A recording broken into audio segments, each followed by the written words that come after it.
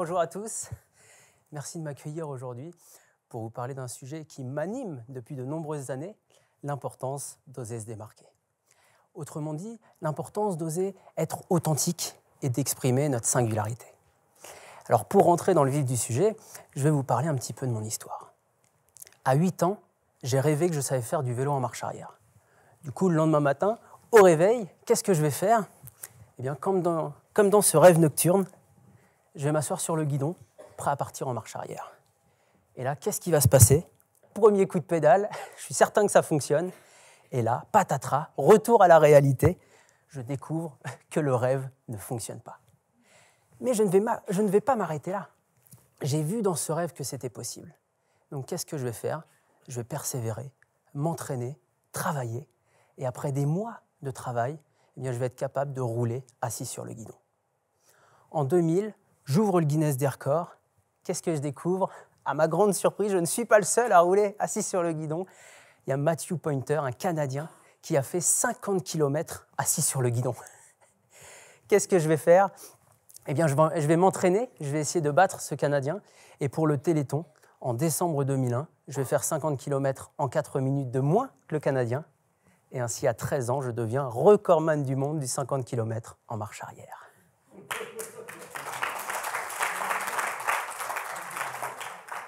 Merci. Alors là, vous pouvez vous demander, mais à quoi ça sert tout ça ?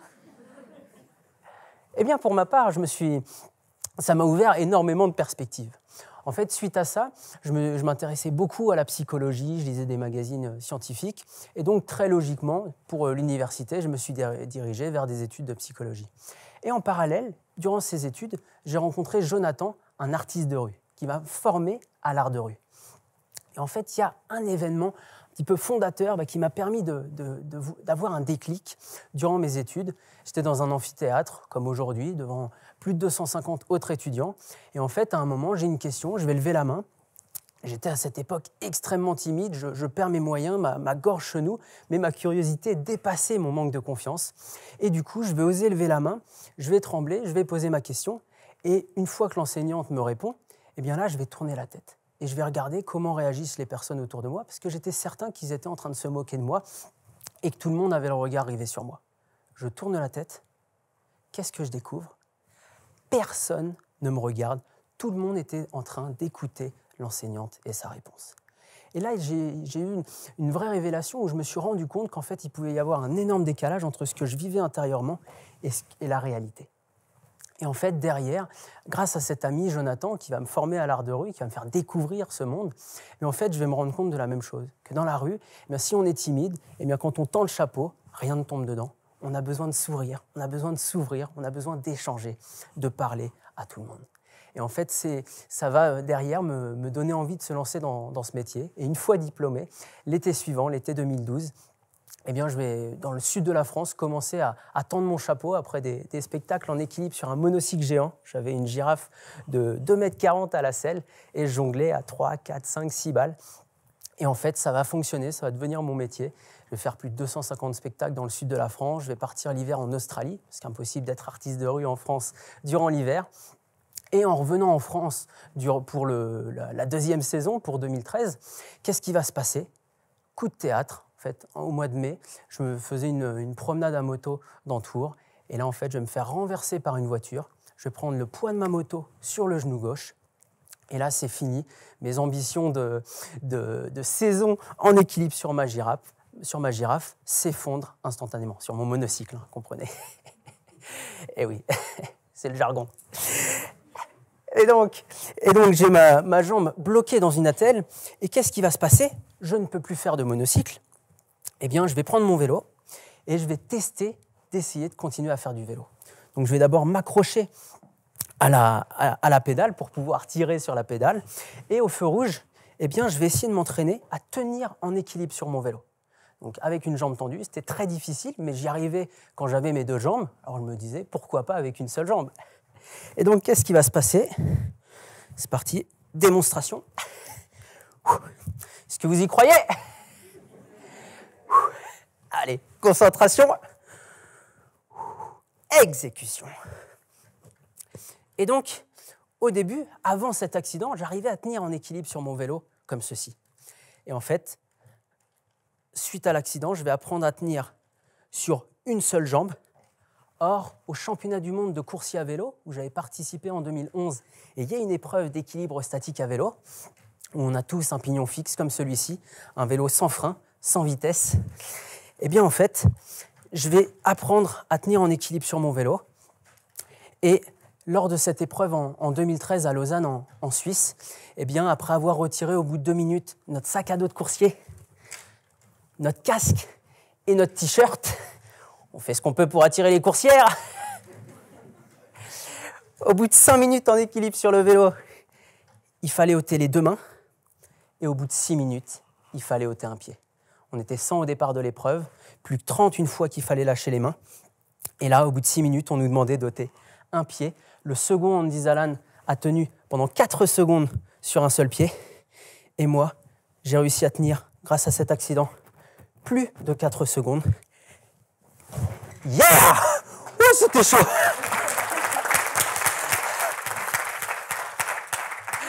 Merci.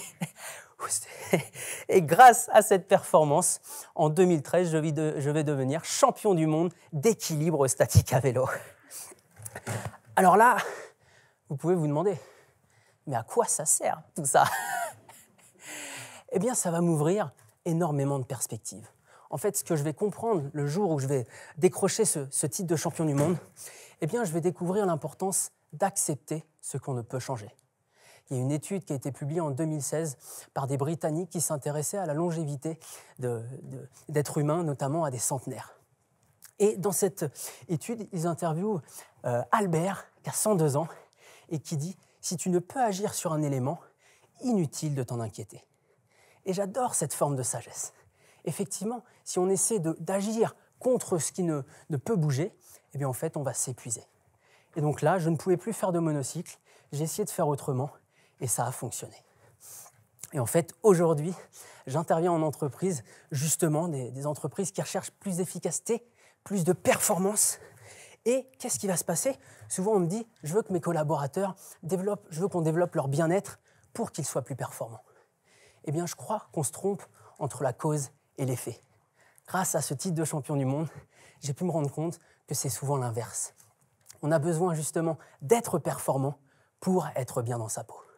Et donc, on a besoin de réunir les conditions de la performance dans nos entreprises pour derrière mieux nous sentir, améliorer notre fierté, notre confiance en nous et développer la cohésion d'équipe. Et alors, suite à cette performance, qu'est-ce que je me suis dit? Je me suis dit, je vais essayer de vivre de ma passion, je vais essayer de vivre du vélo. Et quelques jours avant Noël, il va y avoir un événement très marquant. J'étais un soir comme un autre avec mon meilleur ami d'enfance, Pierre-Marie. On était face à la télé, assis dans le canapé, un soir tout à fait banal.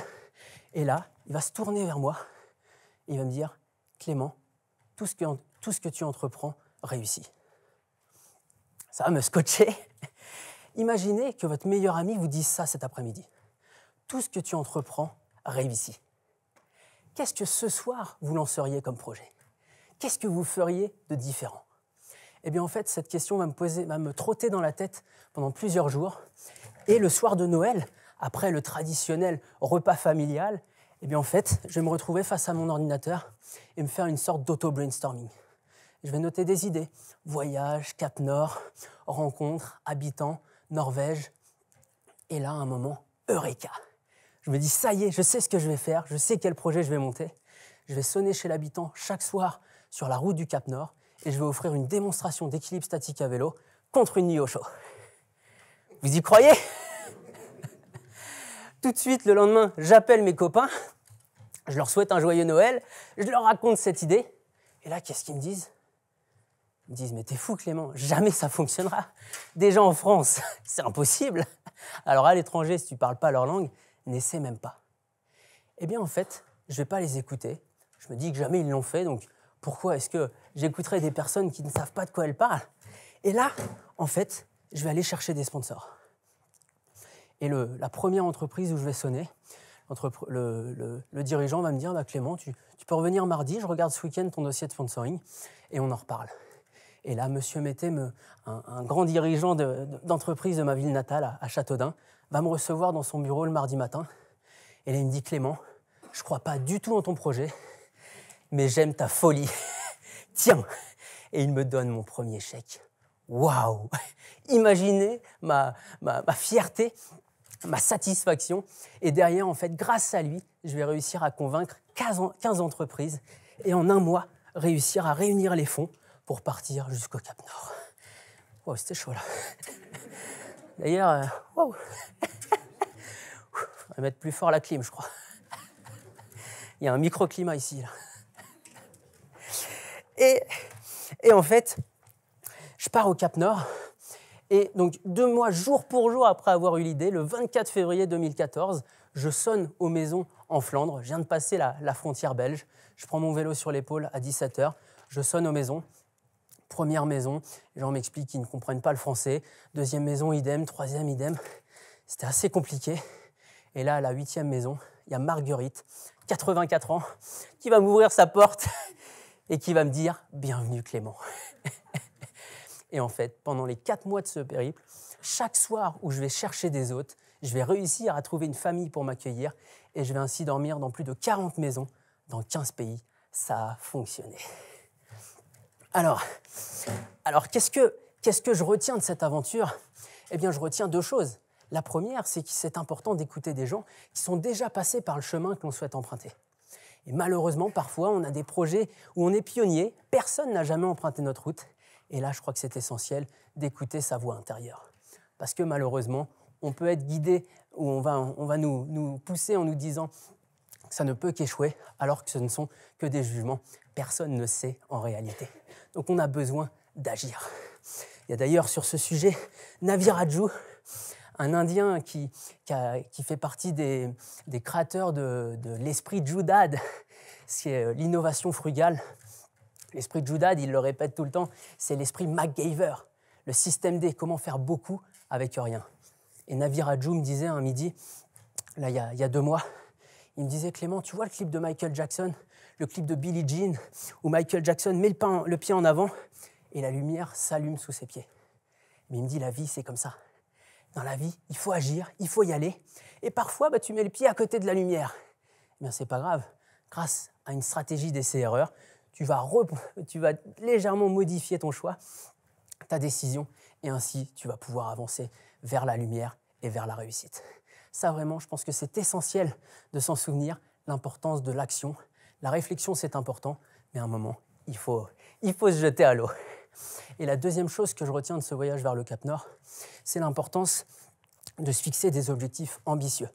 À l'origine, je voulais voyager jusqu'au Cap Nord, mais je ne trouvais pas de sponsor. Et en fait, en rajoutant une difficulté, la difficulté d'essayer de dormir chez l'habitant, eh bien, j'ai amélioré l'attrait, j'ai amélioré mes ambitions. Et là, j'ai réussi à attirer. Et derrière, grâce à cette folie, entre guillemets, eh bien, j'ai réussi à réunir 15 partenaires. Donc, on voit l'importance de l'ambition pour notre réussite. Vous me voyez depuis tout à l'heure en équilibre statique. Alors, je crois que dans l'équilibre statique, il n'y a que le nom qui est statique. Parce qu'en fait, je ne sais pas si vous avez remarqué, mais je bouge beaucoup. Et en fait, l'équilibre est dynamique. J'ai pu le découvrir en restant sur mon vélo. Eh bien, en fait, si je tourne autour du point d'équilibre, ça fonctionne. Si je m'arrête dessus, je tombe.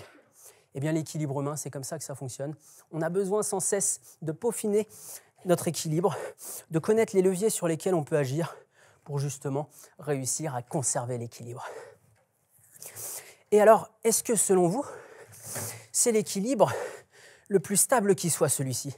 Assis sur la selle, les mains sur le guidon? Non? Alors, quel est l'équilibre le plus stable selon vous? Assis sur le guidon, je vois qu'il y en a qui sont inspirés. Eh bien, tentons l'aventure. En fait, je me suis rendu compte qu'avant les 2 dernières années qui nous ont beaucoup chamboulés, eh bien, en fait, on était, je crois, assis sur la selle. dans un équilibre qui nous semblait hyper stable, hyper solide. On savait qu'il y avait quelques petites choses à régler, mais on se disait qu'on pouvait tenir encore quelques décennies. Et puis, la pandémie nous est tombée dessus. Eh bien, je pense que ça, c'est une belle métaphore pour montrer qu'il est possible de faire autrement, même si en apparence, c'est totalement contre-intuitif. Eh bien, je vais essayer, comme l'a suggéré monsieur, de m'asseoir sur le guidon, les pieds dans la roue avant, et vous allez me dire si ça paraît plus confortable. C'est pas certain. Allez, on y croit. Impeccable.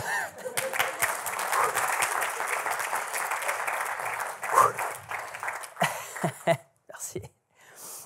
Eh bien, je crois que c'est ça qu'on est en train de traverser. Effectivement, on a des événements qui nous chamboulent, mais parfois on va poser le pied à terre, parfois on va chuter. Mais ce qui est sûr, c'est que ça va nous aider à changer de perspective et ainsi potentiellement à trouver un autre équilibre plus durable, plus pérenne. Avant de terminer ce talk, j'aimerais vous parler d'une anecdote issue du monde du vélo. Là, ce que je viens de vous présenter, c'est un petit peu analogue à ce que Dick Fosbury a fait en 1968 aux Jeux Olympiques, où au lieu de sauter face à la barre en saut en hauteur, il est arrivé de côté et a sauté dos à la barre. Et en fait, grâce à cette disruption, à ce changement de perspective, eh bien, il est devenu champion olympique. Eh bien, Aaron Gwin, en 2015, a réalisé quelque chose d'assez extraordinaire, je trouve, à la Coupe du Monde de descente en VTT. Qu'est-ce qu'il a fait? Il s'élance en dernier, il est censé gagner, c'est le meilleur. Et là, au bout de 10 mètres, qu'est-ce qui se passe? Il a donné quelques coups de pédale, premier petit saut, il atterrit un peu fort, sa chaîne casse. Imaginez sa déception. Waouh! Il baisse la tête, il comprend ce qui vient de se passer. Et là, qu'est-ce qu'il va décider? Il va donner le meilleur de lui-même. Il arrive dans le premier virage, il va arrondir, il va avoir une fluidité dans ses gestes très, très impressionnante. Les commentateurs sont à fond derrière lui, ils veulent voir ça. Et donc, il va utiliser le relief, il va pomper, il va essayer de faire de son mieux. Au premier temps intermédiaire, il est à moins d'1 seconde du premier, c'est dingue. Et il va continuer avec sa souplesse, avec sa fluidité. Il aborde la dernière partie du parcours, la plus rapide. Il prend la dernière bosse, il est à fond, la tête dans le guidon.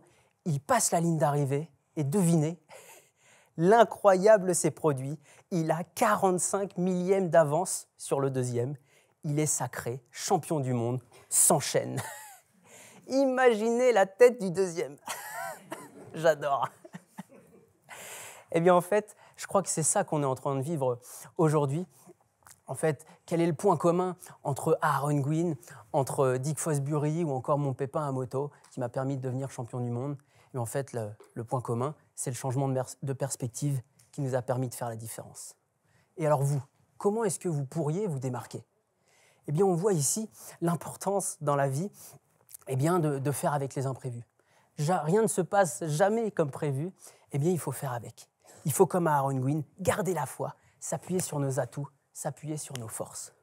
Garder confiance, effectivement, à partir du moment où on s'entoure de gens constructifs, de gens qui croient en nous, tout devient possible. Soyez ambitieux, ayez des objectifs qui soient très élevés. Et enfin, on le voit depuis tout à l'heure, je suis sur place, je pense que c'est très important de temps en temps de s'arrêter et de faire le point. Qu'est-ce qui est le plus essentiel pour vous? Eh bien, à partir de là, vous serez capable, je crois, de transformer vos pépins en pépites. À vous de jouer. Merci.